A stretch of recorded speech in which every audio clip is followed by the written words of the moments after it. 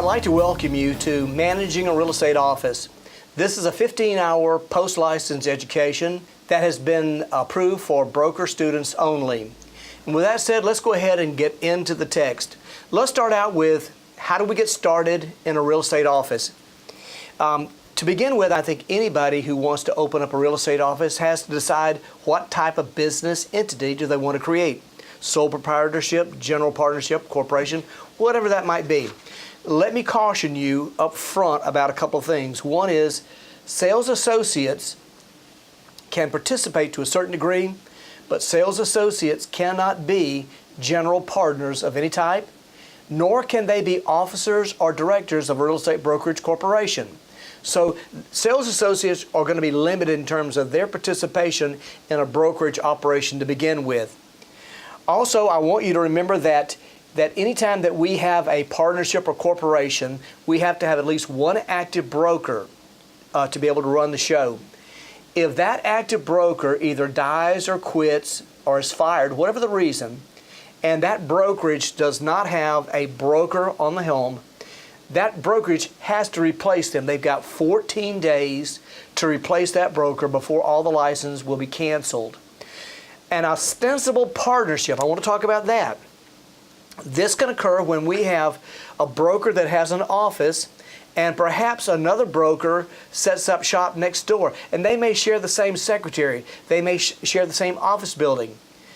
But if they are separate from each other, they're not really partners. But let me give you an example. One broker has his official sign up and the other broker doesn't. That might imply that the two brokers are partners. In other words, an ostensible partnership is one out of circumstance and not out of choice. We also have limited partnerships as well. Once again, sales associates cannot be general partners of a limited partnership. Corporations. Let me speak to you about corporations. And if you own a corporation in another state and you want to move to Florida, remember that a foreign corporation is a corporation that is domiciled outside of the state of Florida. Let's just say that a Georgia broker wants to open up shop in Florida and they get their Florida broker license. They can keep their Georgia corporation in Georgia, and they can open up that same corporation in Florida by filing with the Department of State, filing as a foreign corporation.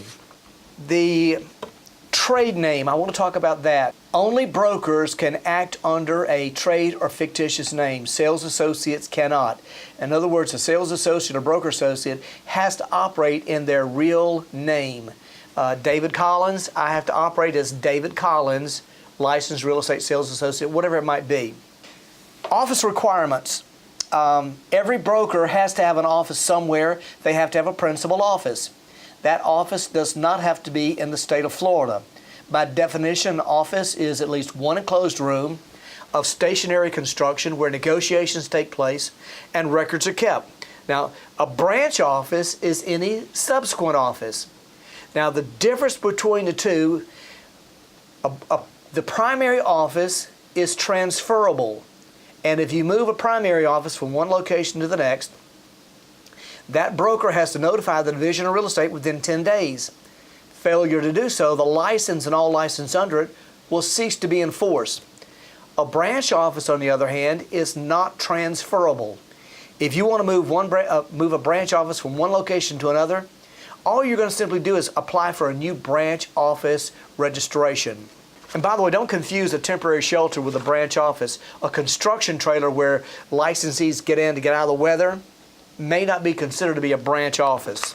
The official sign on or about the entrance of the broker's office, it's got to have the name of the brokerage entity, if there is one. It's got to have the name or the names of the active real estate brokers. And it's got to have the words licensed real estate broker on there.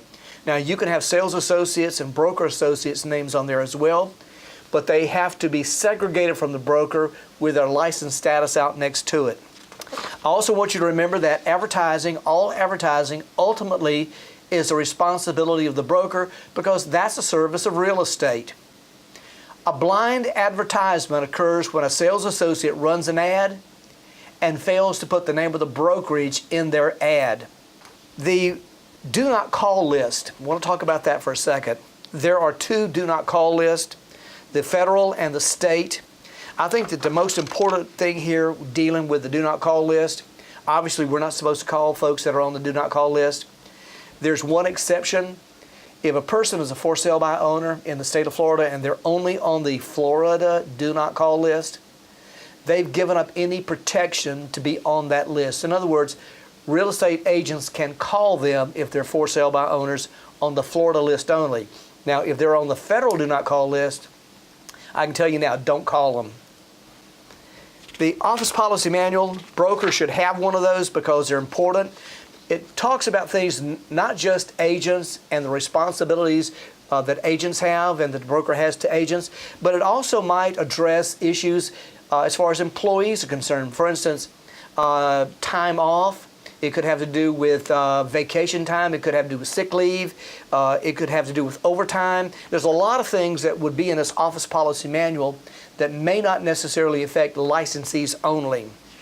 Also, every broker should have independent contracts for their agents because this spells out everybody's responsibilities.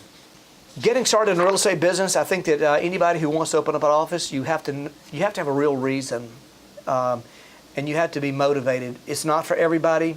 To be a manager of others is a hard task. So you need to think long and hard before you just make that decision to open up your own office. And that's all I have for the first chapter of managing a real estate office. So what I want to do right now, I want to go ahead and review with you that information that's going to be important to you. Sales associates and broker associates cannot be general partners in any type of partnership.